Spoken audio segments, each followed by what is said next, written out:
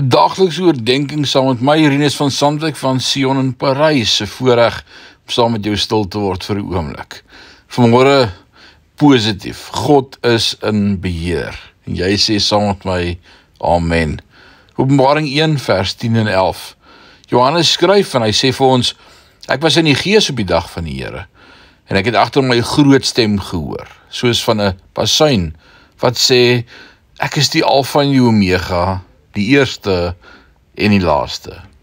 Waarom word dit herhaal? Johannes het immers dieselfde ding net 2 verse vroeër gesê. Ek dink is omdat die meeste mense nie sukkel met die Alfa en Omega nie. Hulle weet God het na die skepping gekyk en dit as goed verklaar.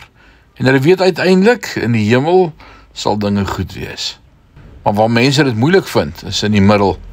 Hulle bevraagteken en worstel met die dinge wat tans gebeur. Waarom gebeur dit? Waarom het God dit nie gedoen nie?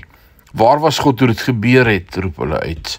So, wat doen 'n pastoor, 'n teoloog of 'n digter? Hy fluister oor en oor in mense se ore, God is in beheer. God is op die troon.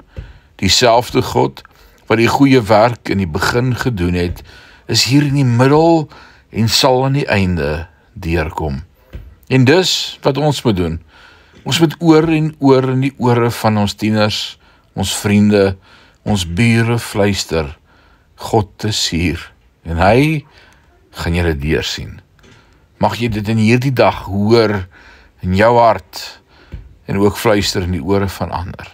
Die Here seën jou. Amen.